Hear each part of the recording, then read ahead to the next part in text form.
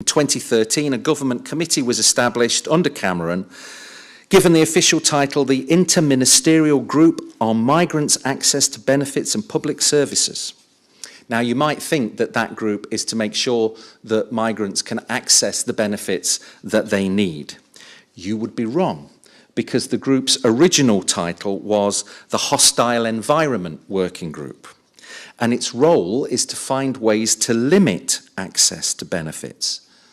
Its sole purpose is to make Britain a hostile environment for migrants.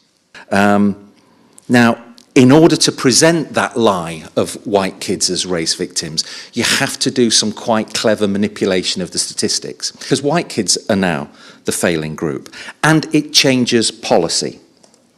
So here is a policymaker, a policy advisor, talking on the basis of free school meal data. On the basis of data only about free school meal kids, he made the following statement. Why is it that white kids are doing so much worse? We have to tackle that as a society. For the future of Britain, it obviously matters more to tackle white underperformance just because there are more white people. Now, after making these comments, Dr. Leunig was promoted. He was made the Chief Analyst and Senior Ministerial Policy Advisor at the Department for Education. So this is not some guy on Twitter in the wee small hours just throwing out some opinion. This is the guy who tells ministers what statistics mean. This is how far the perversion of those statistics has gone. And of course, if white kids are the underachieving group, who needs race equality? So under the coalition government between 2010 and 2015, race equality funding in schools was no longer ring-fenced. It could be spent on anything. Many parts of the country reduced or completely cut their support for ethnic minority achievement. And within the first year of the coalition, every national programme that had been intended to support the recruitment and retention of black and minoritised teachers, every programme was cut, disappeared. By thanking the Institute for Liberal Arts and Sciences for inviting me to contribute to the Grand Challenge lecture series. It's quite unusual for somebody who works on race to be invited to speak at a more general series, because there's a tendency to assume that if you work on race, you're too political or too specialised or too something to actually address a kind of mainstream audience. So it's quite interesting when, as a race scholar, you get invited into certain places that you don't often get an invite. You might work out why I don't get an invite in a few minutes. So I'm particularly going to focus on education, but also the wider racialised politics, particularly in England. And obviously that's necessary because you can't understand race equality in education without understanding the racial politics in the wider context. So on that note, I want to start with a quotation from Primo Levi, a man who survived Auschwitz. And he said, when reflecting on the Holocaust, "We cannot understand it, but we must understand from where it springs, and we must be on our guard. If understanding is impossible, knowing is imperative, because what happened could happen again. Consciences can be seduced and obscured again, even our consciences." Now, I think we're living in a period that is probably the most dangerous since the end of the Second World War. Behind a facade of fairness and a concern for social justice, policy is increasingly authoritarian, and anti-racism is portrayed as a negative, even a racist movement in its own right. So what I'm going to talk about, first of all, I'm going to say something about race and racism, words that are often misunderstood and misused, frequently deliberately so. Then I'm going to look at racism in education, in particular how an image has been created of white people as the new victims of racism. and then how that image is used to close down anti-racism. And in the final part of the talk, I'm going to say something about hate, racism, and the state. I'm going to look at the violent and exclusionary thinking that shapes debates and steers public policy, because the only thing more dangerous than racist individuals is when racism becomes the kind of political mainstream, when it just becomes the mood music behind which everything else takes place. So, usually when policymakers and commentators talk about these kinds of issues, it's common to focus on the minority, to ask what's different about them. What have they got to do in order to fit in? Now, those questions make two key assumptions. First of all, they adopt a deficit view of the minoritized group. There's something wrong with them. They are the problem. They are going to have to change. The unrecognized flip side of that assumption is the counter-assumption that the majority is absolutely fine, that the majority are kind of disinterested bystanders. They're not part of the problem. They'll just watch as these things are solved in front of their eyes. I work from a position that reverses that. So my work looks at how inequality and injustice usually arises from the actions of the majority. In particular, how racism operates on a day-to-day, everyday level. But before I go any further into the analysis, I need to say something about those key terms, race and racism. Now, it's very widely accepted that there is no such thing as race. Many of you will have been in schools and seen posters that say there is only one human race. The editors of Nature Biotechnology put it this way. This is a nice quote. Pooling people in race silos is akin to zoologists grouping raccoons, tigers, and okapis on the basis that they're all stripy. Because the things that human beings take to denote race are superficial and arbitrary. The things that humans have decided denote race are entirely superficial and arbitrary, just like raccoons and tigers are stripy. So what? It doesn't mean they're the same thing. That's the kind of thinking that lies behind centuries of racist classification. The problem is that society behaves as if there really are separate and distinct human races, even though it's been clearly demonstrated that there are no such things. So because society behaves as if there is such a thing as race, simply avoiding the word race doesn't mean that you've done anything about the process of racism. Now, anytime you raise the issue of racism, it's always going to be politically sensitive, and it's usually a lot more complicated than many people recognize. Now, traditionally, racism is associated with crude, obvious acts of race hatred and discrimination. Certainly when white people hear the word racism, they think of people like that. They think of skinheads, violent, aggressive, obvious hatred. But racism isn't always that obvious. Critical researchers have shown that racism also operates in ways that are often very subtle. The people that are involved in racist acts might be entirely unaware of their role. They may even be very well intentioned. They may think that what they're doing is going to deconstruct the very processes that they're actually part of. So that raises a key question, which is, well, if you can't go on the basis of what people say they're doing and why they're doing. Asking someone's intentions is not going to tell you if they're involved in these processes. How do you know when something is racist? Critical research says, well, actually the answer is quite easy. You look at the impact. You look at the effects of processes.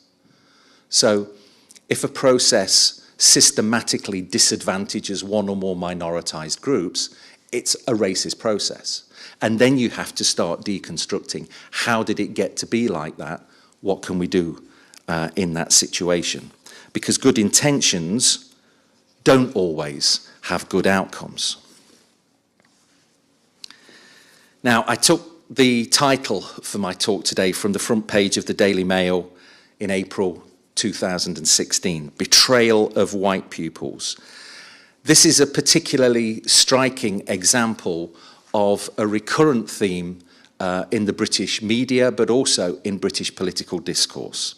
In education, the last few years have become dominated by the idea that the underachieving group in education are white working class students. In fact, white working class boys. It's one of the first times in history that possessing a white skin and a penis is seen as a disadvantage. Now, these are just a succession of headlines that actually go all the way back to 2008. And they show you this incessant repeating of white students as the educational failures. It's become common sense. Whenever I stand up to talk about racism, someone will say, but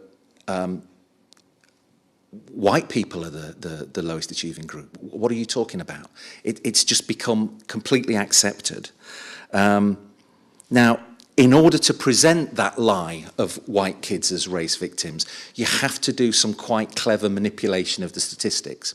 And I know that statistics turn a lot of people off, but as a result of that, statistics are actually quite important, because I can show you examples where statistics are used as evidence of something, but if you actually look at the table, it doesn't say what the commentary says, but most people don't look at the table. If the commentary says this table shows X, most people tend to go, okay, I agree, excellent. So the fact that statistics have been manipulated so carefully and so powerfully is really important. So I want to take about 5 minutes to explain to you why white pupils are not the lowest achieving group. So the next time you hear this, you can go, I'm sure I've heard something about this before. There are 3 parts in creating this lie. The first is you have to absolutely forget about how most students in school achieve. That's really important. So this graph shows the proportion of kids in the main ethnic groups, the proportions that get 5 or more higher grade passes, including English and maths. So this is one of the key measures of educational achievement. And I've highlighted in red the white British group. Now, as you can see, they're about in the middle.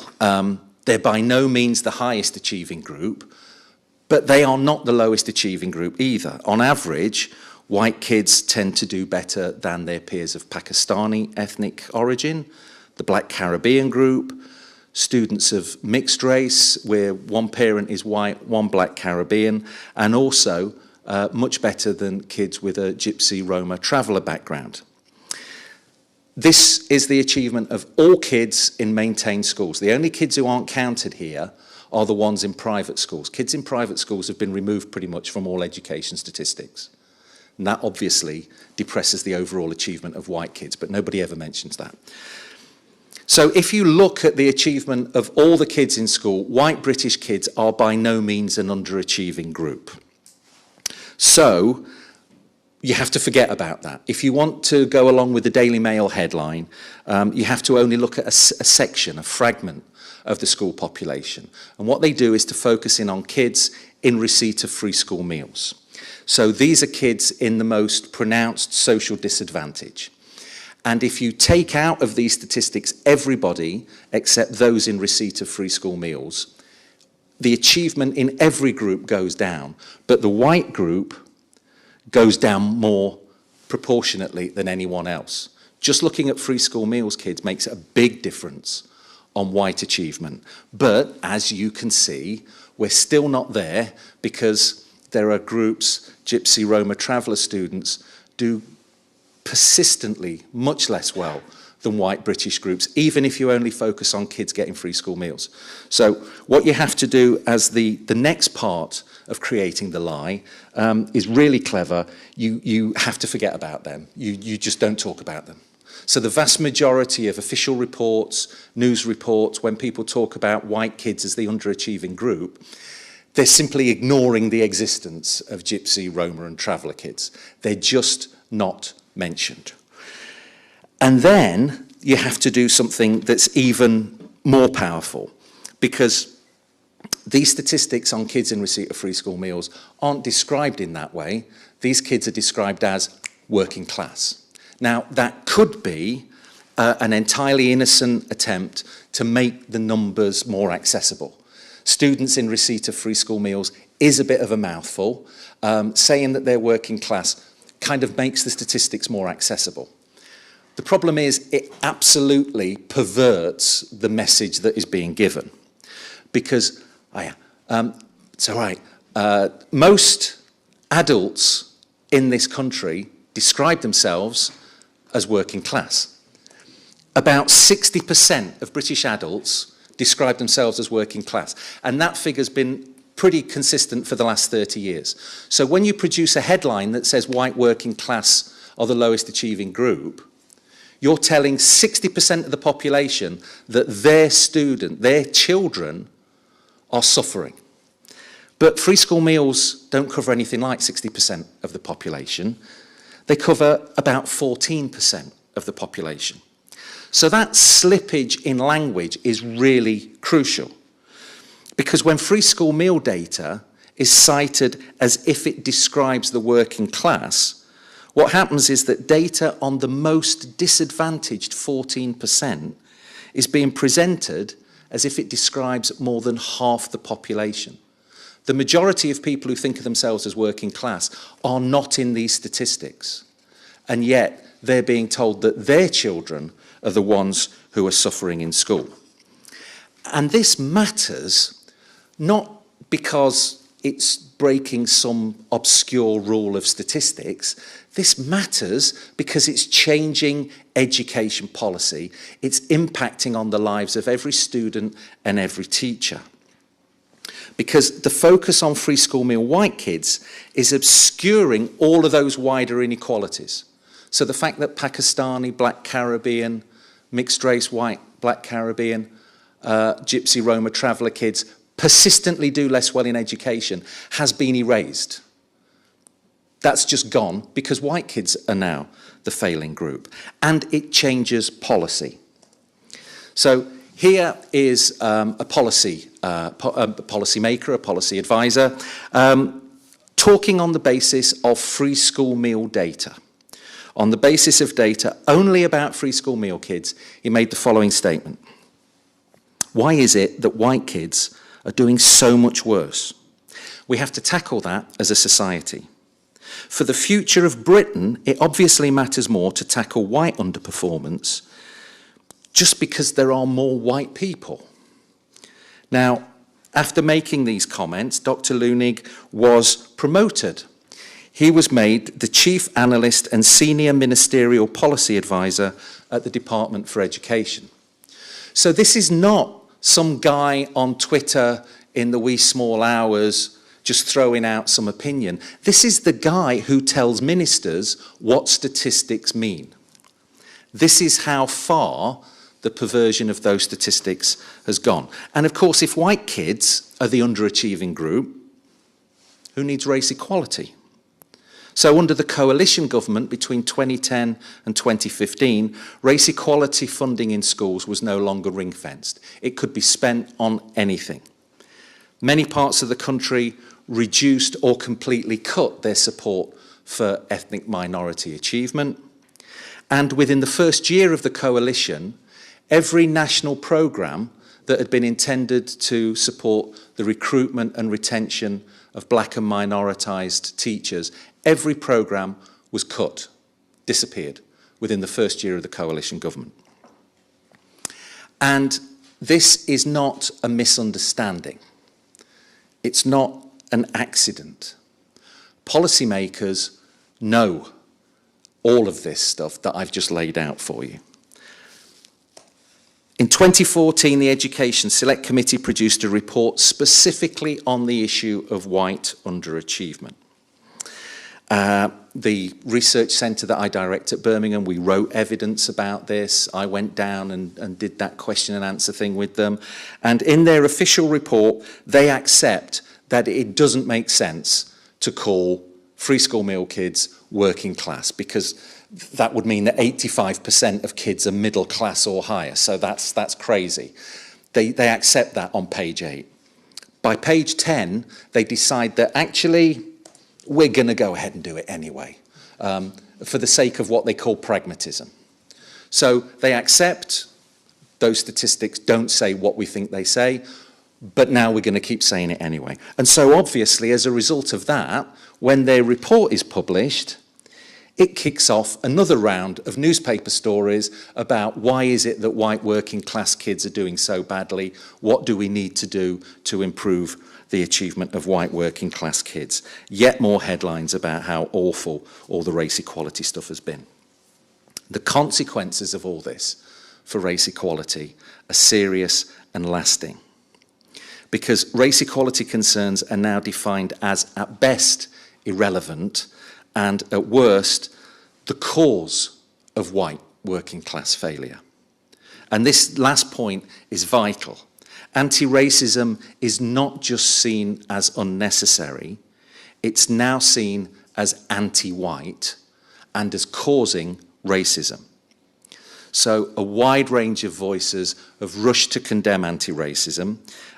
Critics include Ofsted, who imagine that teachers are so dedicated to anti-racism that they may have felt discomfort in addressing the needs of white kids.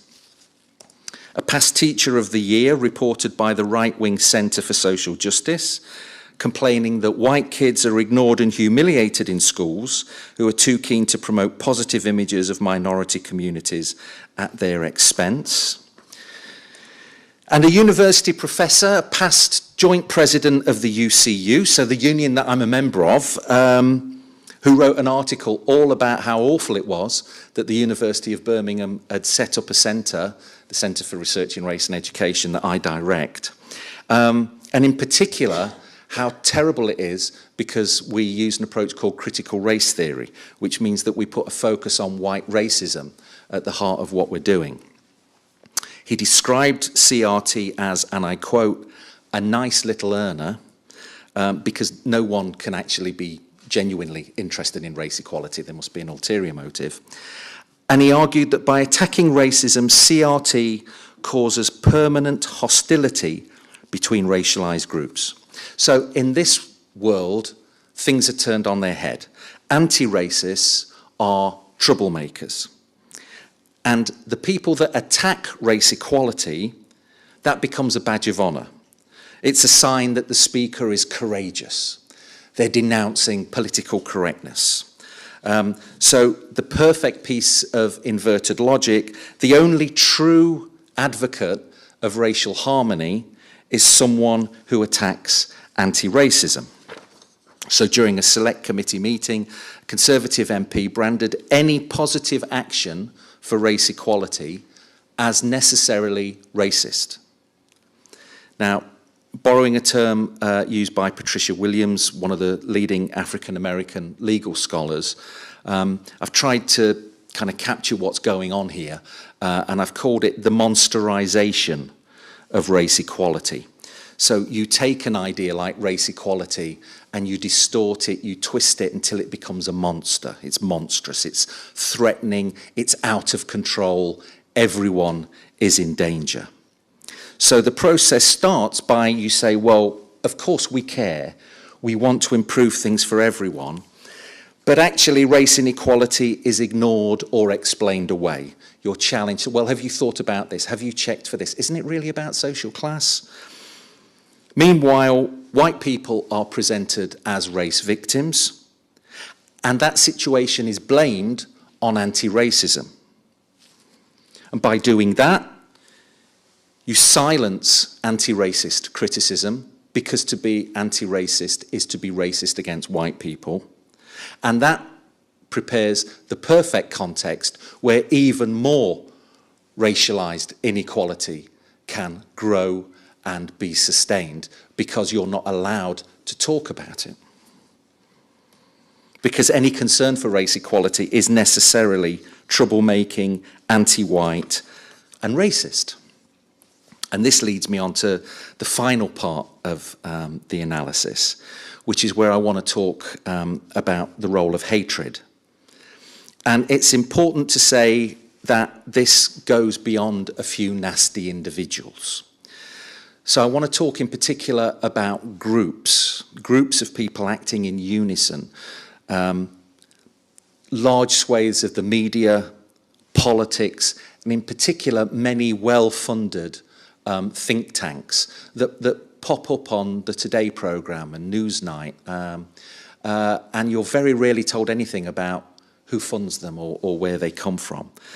And the state itself has now become a key player in this. It's often impossible to see which comes first, whether it's the hatred and animosity on the streets, in newspapers, or in Parliament. But there's no doubt that these things are linked and tend to feed on each other. You can see a kind of cycle of hatred repeating and being amplified. Now, it's been well established that there was a surge in racist incidents following the Brexit referendum in 2016. By its very nature, violent, aggressive racism can't be measured precisely. But the pattern is very clear. The National Police Chiefs Council reported a 500% increase in reported incidents just in the week following the EU referendum.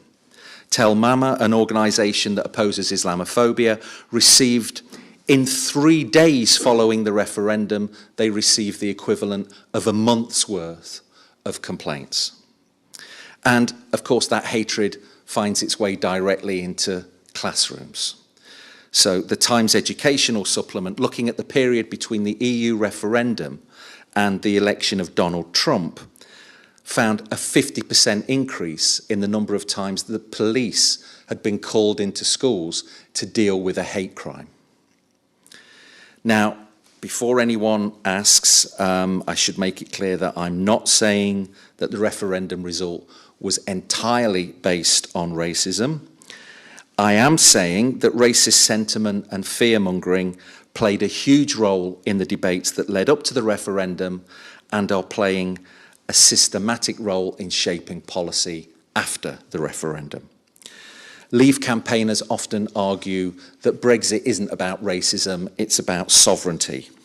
But it's very often difficult to actually tell the two apart.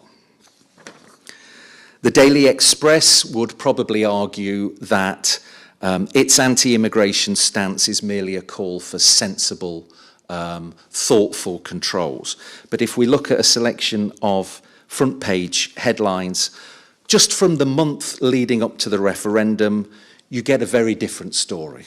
You get a story screaming from front page headlines using words like threat, soaring numbers, crisis, and invasion. So it's not really surprising that racists felt empowered the day after the Brexit referendum, when this is the hysterical, hate-fueled context within which the referendum took place. As Simon Woolley has put it, the Brexiters, with their jingoistic rhetoric, have put the country on a war footing. By framing the debate as "we want our country back," they have made immigrants the enemy and occupiers who need to be expelled. And it gets worse, because the hatred is now mainstreamed. Hatred is now state policy. The violent and obvious hatred seen in post-Brexit assaults is not the whole story. If you like, it's the kind of tip of a bigger iceberg, an iceberg of racist sentiment that shapes mainstream debate and is driving policy across numerous areas of life. Of course, the language tends to be more measured, but the core meaning and impact on people's lives is the same. The anger, the fear, the violence is often coated in a kind of intellectual facade. So, in January 2016, David Cameron, who was Prime Minister at the time, seems a long time ago, announced a £20 million scheme to teach English language skills to Muslim women. The proposal embodied long-standing deficit views of Muslim women as passive, as isolated, as lacking in skills, as lacking in motivation, as just lacking. Cameron argued that this move symbolised a wider shift away from what he called passive tolerance. He said, all too often, because of what I would call passive tolerance, people subscribe to the flawed idea of separate development. We will never truly build one nation unless we are more assertive about our liberal values, more clear about the expectations we place on those who come to live here. So although he talks about liberal values and breaking down barriers, the thrust of his speech and the related policy moves have been clearly disciplinary. This is not passive, and it's not tolerant either. So a few examples. In 2013, a government committee was established under Cameron, given the official title, the Interministerial Group on Migrants' Access to Benefits and Public Services. Now, you might think that that group is to make sure that migrants can access the benefits that they need. You would be wrong, because the group's original title was the Hostile Environment Working Group, and its role is to find ways to limit access to benefits. Its sole purpose is to make Britain a hostile environment for migrants. This approach became a central thrust of Theresa May's 2014 Immigration Act. She said, and I quote, "Most people will say it can't be fair for people who have no right to be here in the UK to continue to exist as everybody else does, with bank accounts, with driving licenses, and with access to rented accommodation. We're going to be changing that because we don't think that is fair." Now, notice that even within such a brief quotation, fairness is cited as the motivation twice. In order to be fair, we have to make Britain a hostile environment. And Theresa May followed through on this. So the government now receives regular reports on how well the measures are working, how hostile Britain is now becoming. And that idea of hostile environment is now in the title of some of these reports. It's no longer in the kind of subtext, it's there on the title page. Now, it's easy to see hatred when it's paraded as nasty tweets or offensive opinions in a tabloid. It's much harder to see it when it's wrapped in the kind of mundane language of policy. Katie Hopkins has made a career out of being obnoxious and what she would no doubt call, just like Toby Young calls his opinions, provocative. So in 2015, the Sun newspaper carried an article by Katie Hopkins where she said, and I quote, "I don't care. Show me pictures of coffins, show me bodies floating in water, play violins, and show me skinny people looking sad. I still don't care. Some of our towns are festering sores plagued by swarms of migrants and asylum seekers, shelling out benefits like monopoly money. Make no mistake, these migrants are like cockroaches. Bring on the gunships, force migrants back to their shores and burn the boats. As it turns out, I do care. I care passionately about British truckers and taxpayers." 200,000 people signed a petition calling on Hopkins to be sacked. But not only was she not sacked, she wasn't even censured by the Independent Press Standards Organisation, who said, and I quote, "Migrants as such are not a group that can be discriminated against."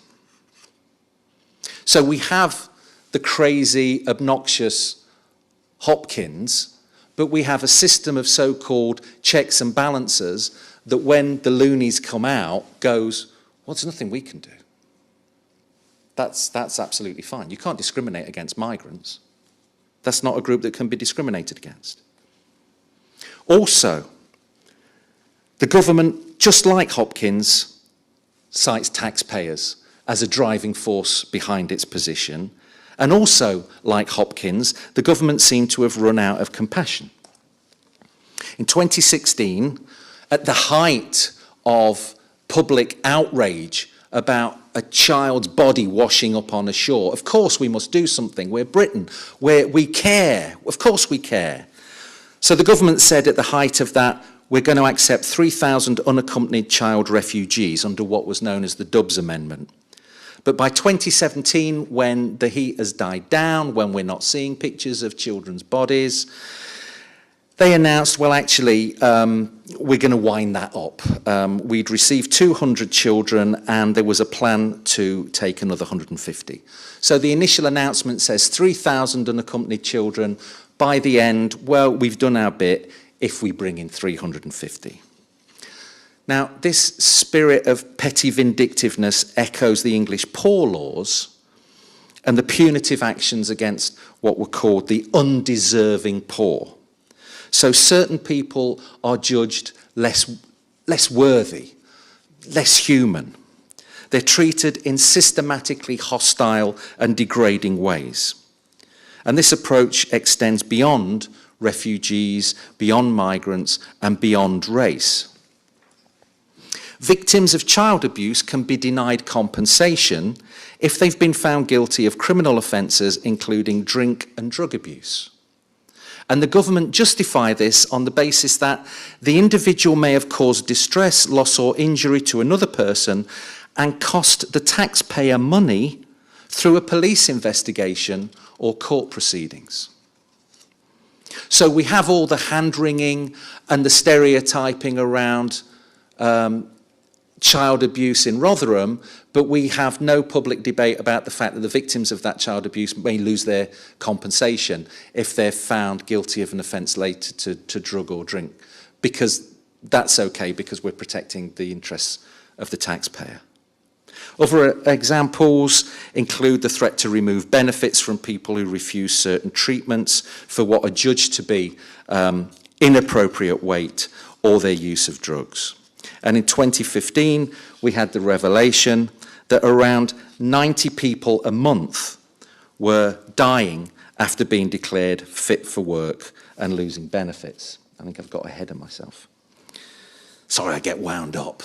I can't keep the PowerPoint back. The reason I keep putting up PowerPoints is that if you don't evidence it, people don't believe you. You actually say this stuff without the evidence. You're told that you're being melodramatic, that you're over the top.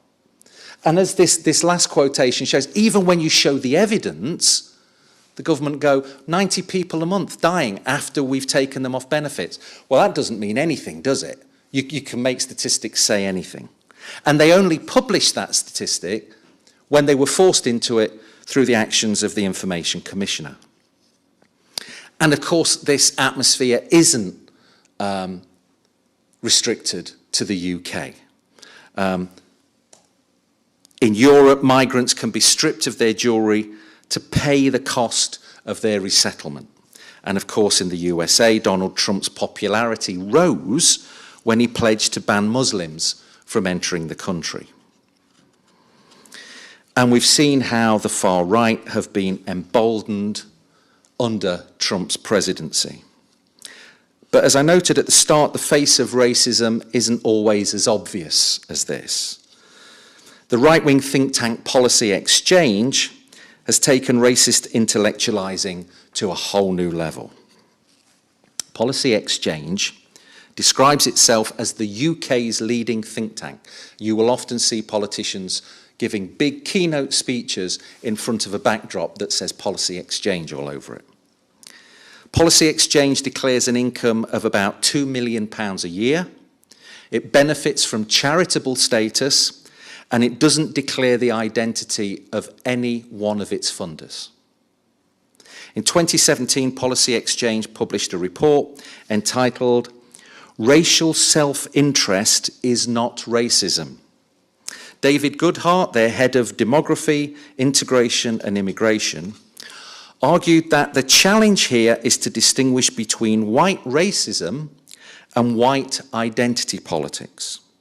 The latter may be clannish and insular, but it's not the same as irrational hatred, fear, or contempt for another group, the normal definition of racism. And he went on to argue that the liberal reflex to tar legitimate majority grievances with the brush of racism risks deepening Western society's cultural divides. Now that all sounds a bit complicated, a bit highfalutin and almost intellectual. What's happening here is that racism is being defined in the most narrow way possible, as irrational hatred. Unless you are a knowing, hate-fueled bigot, you can't possibly be a racist, according to the gospel of David Goodhart. If white people argue for their own interests above those of every other group, simply on the basis of being white people, then, according to Goodhart, this is legitimate identity politics. And you better not call people racist, because then they'll get really angry and then they'll really start doing some stuff. So it all sounds thoughtful, pseudo-intellectual. The report is called Ethno-Demographic Interests. I mean, it sounds kind of scientific. But the consequence is that white people are free to say and do pretty much whatever they like in order to protect their own self-interest. And any anti-racist objections are dismissed as not just misplaced, but actively dangerous, because they'll cause trouble, because they'll be then fueling even more legitimate white grievances. Okay. Hello, welcome to this channel once again. I hope you had a nice moment and you are learning a lot from this video.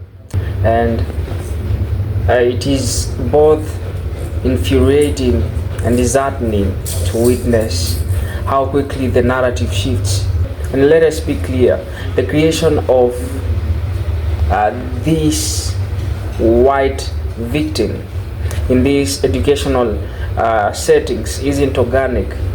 It's a calculated response to racial progress. It's a backlash rooted in fear. The fear that if black students are empowered, the long-standing dominance of the white students and the systems that benefit them will be challenged. And what's dangerous is how this false narrative derails meaningful change. Instead of addressing why black students face harsher punishments, fewer resources, and lower expectations, the conversation gets hijacked by the fragile feelings of those who've never been marginalized in that space. And I've seen it secondhand. Black student speaks up about racial profiling by school security, and somehow the discussion turns into how white students feel uncomfortable talking about race. A lesson on slavery or redlining is labeled as divisive, not because it's inaccurate, but because it makes white students confront the harsh reality, history, that they were never taught to take responsibility for. And instead of growing from discomfort, they are being taught to see themselves as targets. And that is the real indoctrination. And you know, this myth of the white victim not only invalidates black students' struggles, but it also puts them in danger. When a system begins to perceive black advocacy as aggression, it reacts with suppression, disciplinary action, and silencing, and social isolation. Meanwhile, white students get shielded, not just because of accountability, but from the opportunity to grow into allies. That's a loss for all of us. You can't build an equitable future if you constantly coddling fragility at the expense of truth. And so what we are seeing isn't about protecting white students. It's about preserving white dominance. Because for the first time, schools are being pushed to confront their complicity in systemic racism, and rather than learn into discomfort with integrity. So some would rather invent a scapegoat. It's cowardice and plain and simple. For us, it teaches the white kids that fairness is a treat and justice is something to fear. And as a black person, I don't want white students to feel guilt. I want them to feel responsible. I want them to understand history fully, to see how systems work, and to recognize their place in the fight for equity, not as a victims, but as participants. Because we don't need more petty narratives. We need partnership, honesty, and courage in the face of hard truths. The classrooms should be space for transformation and not the stage for another tired performance of white fragility. I don't know how you think about this video, but we can keep on conversing in the comment section. Give me your views there. This marks the end of this session, and if this was your first time in this channel, we greatly appreciated. We also urge you to support us by simply subscribing, sharing our content, give us a like, and also remember that as a black people, we are strong together. Keep on supporting each other, keep on lifting each other. That's the least you can do for each other. I hope to see you in the next video. Goodbye.